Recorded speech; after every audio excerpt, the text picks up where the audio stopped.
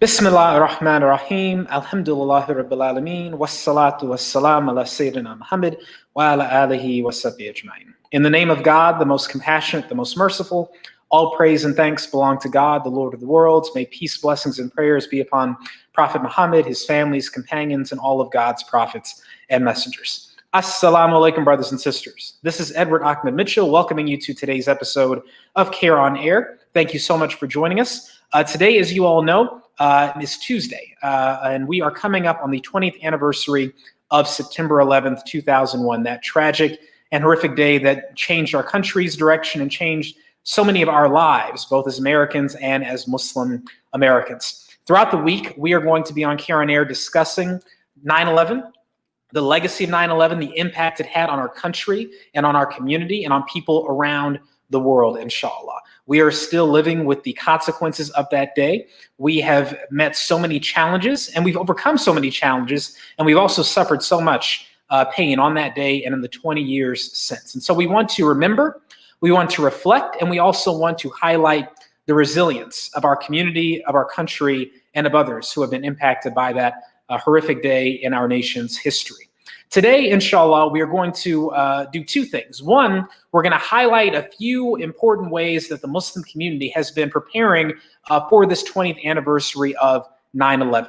Two, we're going to speak to our dear executive director, Brother Nihad Awad, to get a bit of an understanding of what happened on that day, what it was like for the Muslim community then, for CAIR and other organizations then, what challenges we faced as a country and as a community, and how we have met those challenges over the past 20 years, inshallah.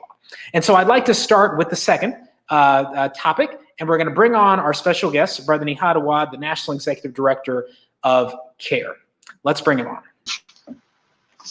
Assalamu alaikum, Brother Nihad. Wa alaikum salam wa rahmatullah. How are you, Brother Edward? Good, alhamdulillah. How are you? Good, alhamdulillah. Thank you so much for joining us. We really appreciate it, Brother Nihad. So as we just said in the intro, we are, as we all know, coming up on the 20th anniversary of 9/11. It's remarkable to think about how much time has gone by and how much has happened in that 20 years. The difficulties, the tragedies, the challenges met, and how much our country has changed, how much our community has changed. As you know, CAIR was around at the time. We were founded in 1994, so we were right in the thick of it in the response to it when 9/11 happened. So, Brother Nihad, you've seen a lot, you've experienced a lot alongside the community. So there are three things I want to ask you about today. One is to give us a bit of perspective for history's sake of what the community was like before 9/11, like on September 10th. What was the state of our Muslim community? What happened on that day? How did that, very quickly change? How did CAIR and the Muslim community react in those first few days after 9/11? Just give us a taste of the history of that day. Because as you know, many people, many Muslims, our young people were not around when that happened, and many Americans were not either. And then I want to talk to you about where our community is right now, 20 years later, and where our country is right now, 20 years later. I want to get your perspective on those three things. So take us back first. Give us a little history, Brother Nihad. September 10th, what's the Muslim community like? What's the state? What are the major challenges we're facing and dealing with? And then September 11th happens. Give us a taste of what happened in those few days of this country changing so much. Inshallah. Bismillah ar-Rahman ar-Rahim. Assalamu alaikum. Thank you very much, Brother Edward, and welcome to our viewers who are remembering with us the history of this nation, the tragedy of 9/11, and those who were born after 9/11, so 20 years and under, consider it as a history lesson. But also, they will reflect, as we talk about the past 20 years, they will see the root cause of either the fear, the concerns, the anxiety that Muslims have, or even the growth and success. There are roots and reasons for that. So to your question, September 10th was just a regular day for us at CAIR. Being the first national Muslim civil rights organization, we were already busy battling with the negative portrayal of Islam in the media, fighting discrimination cases in the workplace, confronting Hollywood and corporations who used to capitalize on the misrepresentation of Islam and Muslims. And the Muslim community was started just to get engaged, CAIR was like an exciting, mobilizing force. We used to send a lot of action alerts telling the Muslim community to take action, and we will give them like precise information, and we report to them like success or progress, sometimes within hours, within days, and the community will celebrate. So the community was not very engaged, but just started to engage because we had to fight the hesitancy, the lack of expertise, lack of hope, to deal with hundreds of years of misrepresentation about Islam, whether in Hollywood, in the textbook, in the culture, in not to miss discrimination, which has been part of this country's history, whether against Muslims, against blacks, against other minorities. So it was really, September 10th was just a typical day. In addition, maybe it was special because we were getting ready on Tuesday, which is September 11, to meet with the president. The national Muslim leadership started to come to Washington, D.C., and meet at our office. We were supposed to meet in our office on Tuesday morning, September 11th, to prepare the agenda to meet with the president, President Bush, in the White House. Although the president was traveling to Florida in the morning, we knew that he would be coming back to Washington, D.C. to meet with the national Muslim leadership to talk about appointments, about inclusion, about changes of policies, and his promises that he pledged to the Muslim donors, because then in that year, the majority of Muslims voted for George W. Bush. So then, yeah, shake my head, me and other people also. A history lesson learned. Yeah, That's a different. reflected. The circumstances were very different, by the way.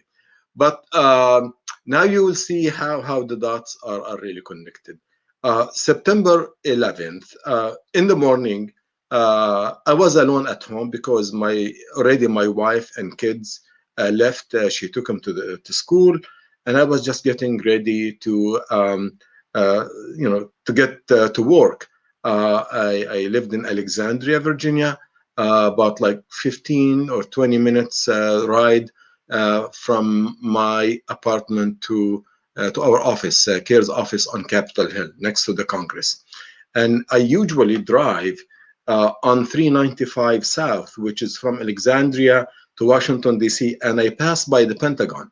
So I have been driving by the Pentagon for now 6 years at least. Every day on my left-hand side, when I go on 395, I see the Pentagon, and I never pay attention, just like like any other building. So at 8:46, I was listening to the radio, and I was ironing my shirt, getting ready to leave, and all of a sudden we heard on the radio, because I used to hear the radio just to get sense of the news of the day, and we heard that an airplane slammed into one of the towers of the World Trade Center, and we just felt that it was an accident and tragic, and immediately it was reported on air. And I did not just like think of it more than it was, just maybe an accident, and we have many accidents happen. So I just continued to get ready, and 10 to 15 minutes later, I heard live on radio that another plane slammed into the tower of the World Trade Center, and I immediately got like a pinch in my gut. I said, God forbid, this could be a premeditated attack on our nation, and I really started to hurry up to leave. And just maybe within minutes, I received a phone call. Ibrahim Hooper called me, our communications director, saying that it seems to be that the country is under attack, and he and I know what that means for us, because we have been there. We've been in 1995 when the Oklahoma City bombing happened. Immediately, media commentators accuse Muslims. So he and I knew what's coming now. The backlash, the backlash against Muslims, the violence against Muslims was also come to us because we are the representatives of our constituencies, and we will be hearing complaints. I started really to hurry up. I got into my car and I drove. I left the house as soon as I could. It was about like 9:25, and I hit the road, and I was away from the Pentagon like a couple of miles, and I heard like a boom. When I was on like less than 2 miles from the Pentagon, I heard the attack, and just seconds later, I saw huge black smoke, coming from the Pentagon. So the traffic just started to back up on the HOV lane. I was next to a ramp and I just put my car in reverse, and I just went, backward, and I just found side roads. It took me like almost an hour to get to the office, to meet with our team to see what's going to happen. And that like 40 minutes was so challenging to go to Washington, D.C., because people were just panicking, and we felt that the whole country is under attack. We did not know what will happen next. We went to the office. The leadership was there. We knew that obviously we will not be meeting with President Bush there, and the whole country and world is now different. It's changing. And the immediate thing is we wanted to issue a statement.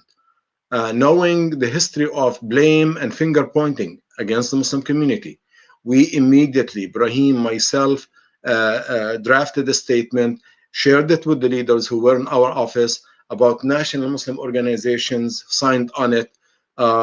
Around like 12:30 or so, this news statement by CAIR was shared with the entire media list around the country. And obviously, immediately after that, we started to get threats at CAIR. We started to receive complaints from the community about attacks on Muslims, so on and so forth. And you can feel what we were feeling: a huge sense of stress, worry, anxiety. We know that many people in our community were distressed because they felt that the attack was on the whole nation, on the whole country. We were attacked as Americans, and also we were blamed as Muslims. So the Muslim community was really doubly pained because of the first attack on the innocent people, us included, on our country. And second thing is the finger pointing that immediately followed by average people, by prominent media outlets, by self-proclaimed terrorism experts who took advantage and exploited the tragedy to assign blame for innocent Muslims who have nothing to do with this incident. And obviously, within the first days, we documented about more than 1,700 incidents of threats, violence, hate crimes, acts of discrimination. And these are only the ones that felt confident to speak to CAIR. The ones who suffered in silence or were afraid to report it to CAIR, we never heard from them. Right. And that's the case to this day, sadly. Still so many cases, but also so many unheard voices. So, Brother Nihad, we met even, 1 week after that, we met with the president. When the White House knew that the backlash against Muslims is so severe and the country needed leadership to make sure that people will tone it down, they will not just scapegoat Muslims, and the Muslim community needed protection. Needed protection, because this was totally unjustified, but many innocent people were hurt. And even those people who looked like Muslim, the first victim, I remind you and the viewers, the first victim of the backlash was a Sikh man in Arizona that I believe was killed because the attackers suspected that he was Muslim. Right. The very first victim of a hate crime after 9/11 was not a Muslim, Sikh, Mr. Asadi. Yes. May God comfort his family. So, Brother Nihad, you mentioned, so many of the things that you had to deal with, but I thought the really interesting key takeaway there is that you told us about how it affected you and everyone else on the road that day as Americans, right? Everyone here being impacted by the attack and fear of the unknown, fear of terrorism, and what would happen next. But then you also share the unique impact that you had to experience as an American Muslim, right? Dealing with the aftermath of the attack and the blame for it. And so to deal with that, you all had to deal with the deluge of complaints coming in. You had to deal with fears and answer questions. You had to deal with anti-Muslim rhetoric in the media. And you also had to continue dealing with our political leaders. Now, one of the things I think was different at the time compared to more recent years is that you had at the time a president who, even though George Bush would go on to do many things that we all recognize as horrible in terms of foreign policy and domestic policy, in the days after 9/11, he did speak up against anti-Muslim bigotry. Can you tell us about your interactions with the White House of President Bush and how that historic visit to the Islamic Center in DC happened? And we've got a few pictures of that while you tell us about it.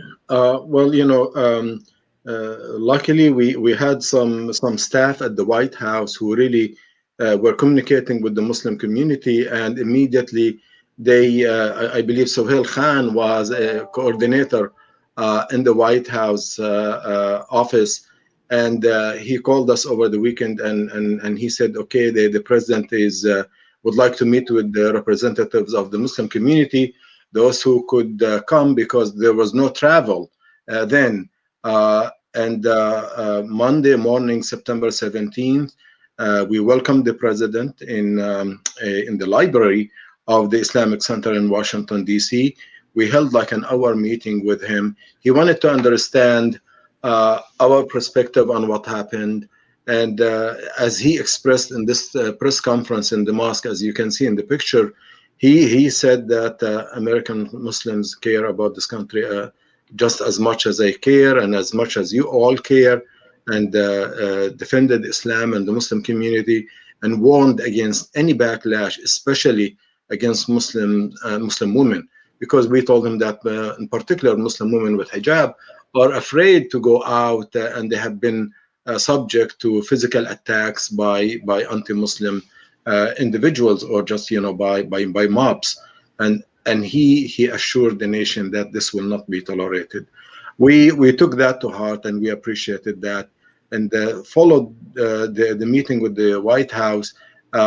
Quite a few senators and Congress people called us to assure us, and that was good and important, although the victimization of Muslims did not really subside substantially. Immediately after that, we started to hear the call to war. They just want to go and attack Afghanistan. We objected to this. We said this will not bring any peace. This will make the matter worse. Go and attack the perpetrators, but don't attack the entire country. We were among the first and only organizations who spoke against the war in Afghanistan. And I think probably one member of Congress, maybe Barbara Lee, objected to the attacks on Afghanistan and Iraq. And to this day, when you look 20 years later, you see that unfortunately the country has been misguided by a blind force and just the use of force they think that is able to achieve peace and security for all of us. And that was not really the right approach to tackle an important and serious problem. Yes, and Brother Nihad, we're going to be throughout the week, as you know, inshallah, discussing exactly that. So we want to highlight, the victims of 9/11 that day, and then we want to also talk about what happened afterwards. So how did our nation's policies change in terms of national security and national security overreach, from NSEERS to the Patriot Act to watch listing to mass surveillance? We're going to have a day about that, inshallah, this week. We're also going to have a day focused on hate crimes. You already mentioned how those rose in the days after 9/11. But if you look at the past 20 years and look at the numbers, you'll find some very interesting data about hate crimes going up after 9/11, leveling out a bit, and then spiking again about 10 years later, and then increasing. So we're going to be talking about and analyzing that, inshallah. We're also going to dive into a survey of American Muslims that CAIR has conducted, analyzing how 9/11 has impacted the Muslim community over the past 20 years and where our community is now. And that brings me to my next question, Nihad. We'll talk about all the things that happened over the past 20 years in the coming days, but I want to jump ahead and ask you, where do you think our community is right now? We've met so many challenges after 9/11. that we've had to overcome and that we're still working to overcome. And our country at large has obviously had to deal with so many challenges as a result of 9/11, our government response to it. So give us your perspective on where our community is right now, the Muslim community, but also where our country is right now, 20 years ago. Well, you know, I think our community suffered a lot since 9/11. It has been defined, unfortunately, by the events of 9/11 unfairly. The government took off the gloves and really declared the Muslim community as an enemy through practices, through procedures, programs that surveilled and targeted the Muslim community, like the NSEERS programs, the national security exit entry registration system, that really they deported so many innocent people just because of their immigration papers, and they forced Muslims from majority Muslim countries to register and be monitored by the immigration authorities nationwide. That was really a massive injustice against American Muslims. Followed by, obviously, the quick passage of the Patriot Act, the USA Patriot Act. The fact that they called it the Patriot Act is really to set people between patriot and non-patriot. That is really an ugly exploitation of the tragedy, and this was mainly used to tackle, everybody from a national security perspective, and put the Muslim community in the hindsight of just a potential suspect, and added hundreds of thousands of Muslims on the watch list, the terror watch list. And these people would always be harassed, stopped, and searched in airports, coming from overseas trips, and so on. Among thousands of people, were put on the surveillance list. Although we used to be welcomed in the White House, we used to have good relationship with them, but they just saw that the entire Muslim community has been treated like the enemy. That's really the situation of American Muslims, how it started after 9/11. But we did not sit on our hands. We knew that that was a fundamental injustice against the Muslim community, and we have to fight back. We have to speak up. We have to tell our own story. We have to engage the system, both the political system, the legal system, the media. These institutions and platforms will not speak for us. We have to speak for ourselves. We have to build coalitions on social justice, values, and shared values between us and other communities. And that really has been a painful, growing experience, but we have grown through this process. When you look today, you see young American Muslims more confident than older Muslim generation.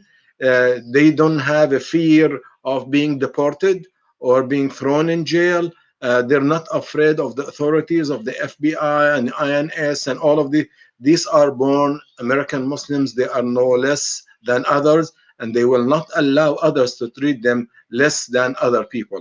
That's really the feeling that I believe that most American Muslims, young people have, and they have this feeling because they knew that there are organizations like CAIR that has lawyers, that have advocates, that will stand up for them.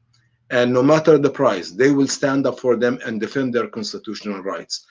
And we feel that other communities stood by the Muslim community against hate and bigotry. Although prominent politicians like Trump, like Newt Gingrich, like Peter King, they exploited public fear. But the public did not digest all their propaganda against Muslims and other communities. And that really allowed us to fight back and win some political battles. And the only way is for the Muslim community to be engaged, to register to vote, to go and vote, and not only to support candidates who support the Muslim community, but run for public office yourself. You are not less qualified than other people who run for offices. And that's why I believe the community started to show some progress and hold politicians accountable when they show bigotry. Like, for example, Peter King, when he conducted hearings to question the loyalty of Muslims in Congress. That did not go quietly. we organized, our allies organized, other allies within Congress organized and spoke against singling out the Muslim community because of its faith. When Trump tried to exploit the bigotry, racism against blacks, against Muslims, against Mexican, against women, there was also a pushback against him. And we fought back in the courts and court of public opinion. We mobilized the masses to vote and be principled. And we saw the results. Today, the Muslim community is more confident. There are more Muslim representatives in Hollywood, in the entertainment industry, in academia, in the media, in politics, in Congress. And we are confident that we are doing the right thing, and the nation started to pick up the signal. The politicians started to respect the Muslim community, and the courts started to stand and side with justice for the Muslim community. So we have earned the little recognition that we got as American Muslims. We're not there yet because we still have continuing challenge with Islamophobia. Islamophobia is getting more ugly and organized. It is legitimized. It is legalized because it has prominent politicians who make it normal, and we have to be more organized, more vocal. So alhamdulillah, we have grown stronger, but we are not safe 100% yet. So challenges have been met, challenges still remain, work still to be done, but we've dealt with a lot of the past 20 years, our country has, our community has, and alhamdulillah, we're still here, and we're still in the struggle to try to advance good and counter injustice. So Brother Nihad, thank you so much for joining us to share a little of this perspective. Inshallah, we're going to be continuing this program throughout the week. So if you would like to come back, we'd love to have you back on, inshallah, to share some more perspective. But we want to dive into more detail of all the issues you raised today. So thank you so much. Jazakallah. Thank you. Assalamu alaikum, everyone. Wa alaikum assalam wa rahmatullahi wa barakatuh. And so as we mentioned, CAIR has been doing several things to prepare for the 20th anniversary of 9/11. As some of you know, number one, we wanted to make sure that schools and students were ready to remember this important day in our nation's history. So we prepared a guide, a resource guide that teachers and students can use to help mark the 20th anniversary of 9/11. One of our concerns, obviously, is that every year we get some complaints from students about teachers using anti-Muslim lesson plans or students engaging in bigotry against other Muslims on the anniversary of 9/11. So we wanted to try to address that in advance this year by producing this teacher's guide that's been distributed across the country. We'll put a link to it in the comments. And if you would like to share that with your children's teachers, schools, feel free to do that. And hopefully it'll be of assistance to them in finding lesson plans that are accurate and reliably sourced about 9/11, inshallah. Number two, we are doing this video series to try to remember that day and its impact on our country. Number three, we have conducted a survey of the American Muslim community to get a better understanding of where the community was then, how the community has been impacted and changed, and where the community is right now. We're going to be releasing the results of that survey in the coming day, inshallah. But I want to bring on right now our research and advocacy coordinator, Huzaifa Shahbaz, who's leading this report, to give us a little preview and a few highlights from the report, inshallah. Let's bring on Huzaifa Shahbaz. Assalamu alaikum, Huzaifa. How are you? Alhamdulillah. How are you? I'm good, alhamdulillah. Thank you so much for joining us. Thank you for your patience. So we're working on finalizing this really great report. I've had a chance to look at it, an early sneak peek, obviously, and a lot of interesting information, both for history's sake and also for the future's sake. And one of the most interesting aspects of the report, Huzaifa, is the survey that CAIR has conducted of the Muslim American community. So my understanding is we have over 1,000 respondents, pretty diverse crowd of Muslims from various ethnic backgrounds, various age backgrounds, including Muslims who were not alive when 9/11 happened. And so tell us, number one, what's the point, the goal of this survey and the support? What do we hope to accomplish? And then let's talk about a few highlights from the survey, inshallah. Absolutely. And so the purpose of the survey overall is to really understand the lived experiences of American Muslims 20 years after 9/11. We understand that 9/11 has made a significant impact on the everyday lives of just ordinary Muslims. And it tremendously changed the national security apparatus and how it targeted American Muslims and how Islamophobia became institutionalized from the top. And so it made a huge difference as well when it came to private Islamophobia. And so both of those things are very connected, right? And so we wanted to really understand, what are the lived experiences of Muslims 20 years after 9/11? Where is the community now? Has it gotten better? Has it gotten worse? And so what are some of the challenges, right? And so this survey is part of a larger report of looking at hate crimes and government overreach, but it goes specifically to cover topics including opinions on media, religious accommodation, Islamophobia, anti-Muslim bigotry, and discrimination at airports. And so we wanted to do a survey to look at public opinion around these different areas. And so I can dive into some of the numbers. Yeah. So give us some. So we're going to release the full report, inshallah, tomorrow. So we want to save all the data for the actual release. But give us just one highlight. Let's start with just one interesting highlight you think that people will be interested to learn more about when we release this report tomorrow, inshallah. Yeah, you know what? I think one really significant. So we had asked in our survey, what are some of the big, political events that you believe, contributed to an increase in anti-Muslim bigotry, or to your experience with anti-Muslim bigotry. And so 79% of our respondents said that they witnessed or experienced increased anti-Muslim bigotry after the 9/11 attacks.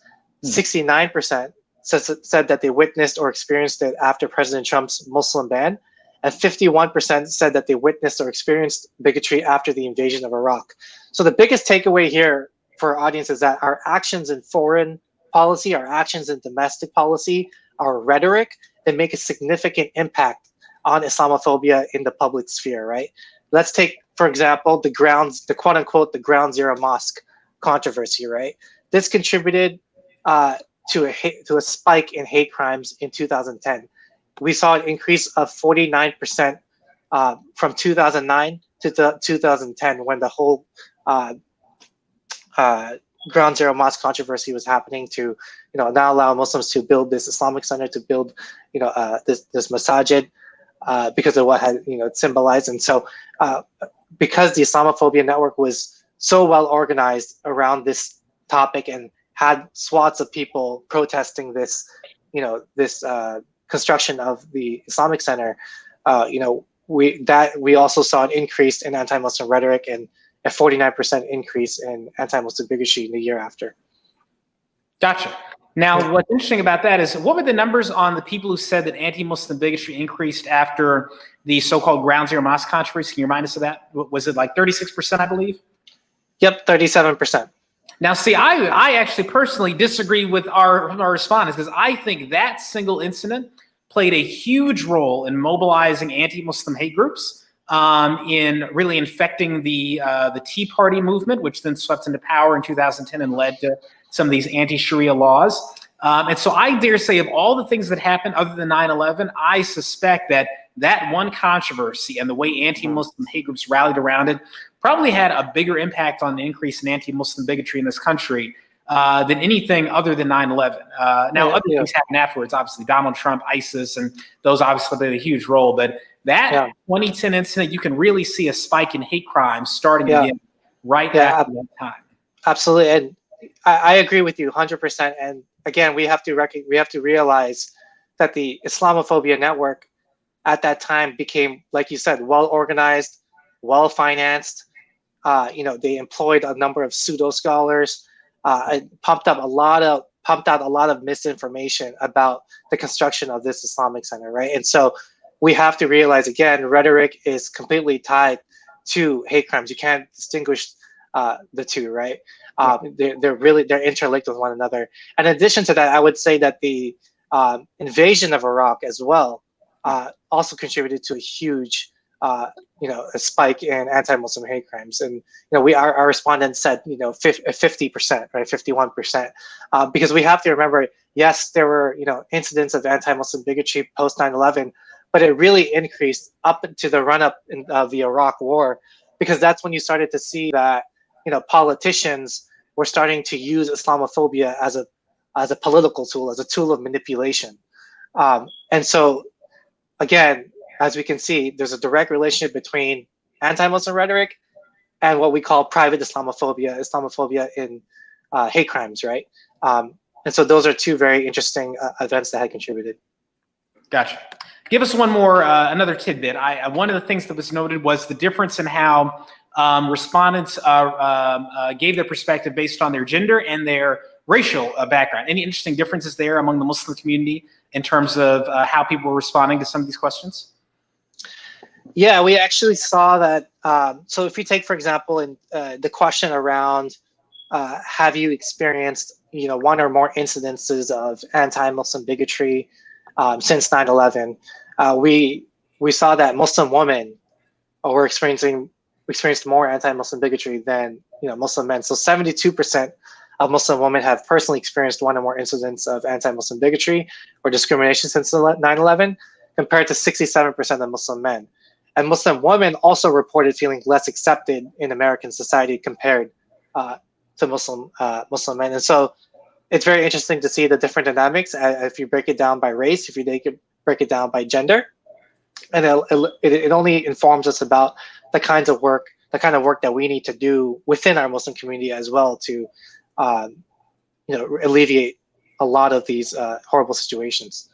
Yeah, absolutely. I mean, if we've always known anecdotally that in particular Muslim women bear the brunt of much anti-Muslim bigotry because Muslim women tend to be more visibly, noticeably Muslim than Muslim men. If a Muslim man doesn't, wear any sort of uniquely Islamic clothing or have a beard or anything. So that's very interesting to have some actual stats backing that up. That Muslim women not only report that, but also it's affected how they and whether or not they feel accepted in American society. It's very interesting information. Yeah. So, and we, and on top of that as well, we just, there's not that many studies that have been done to even, show that, Muslim women are more, likely to experience bigotry. There are very few studies, and so, we're grateful that we were able to do this kind of study to understand the different experiences, Muslim women experience when it comes to bigotry and Islamophobia, whether that's at the institutional level or at the private level. Absolutely. So I know there's much more interesting data, but we want to save it for the full report release. Sure. So thank you for sharing a few tidbits with us. Inshallah, we're going to have you on again this week to go over the full report in details. Everyone stay on the lookout for that. You should be getting it really within the next 24 hours. So stand by, inshallah. Really interesting information. Thank you so much, Huzaifa, for joining us. Thank you. And thank you all for joining us for today's episode of CAIR on Air. Again, this is the first in a series of programs we'll be doing this week related to the 20th anniversary of September 11th, 2001. Inshallah, we're going to be discussing the way our country has changed, been challenged, and has overcome some of those challenges, and the same for our community. And we look forward to those discussions with Muslim Americans from across the country, as well as our friends in other communities. Thank you again for joining us for today's episode of CAIR on Air. We look forward to seeing you tomorrow. Tomorrow's program will be at 1 o'clock, I believe. Producer, correct me if I'm wrong. So a special time tomorrow, inshallah, for the program. We look forward to seeing you then to continue this important discussion. May God comfort everyone who lost family on that day and everyone who has lost family around the world because of that day. Assalamu alaikum. May peace be upon you.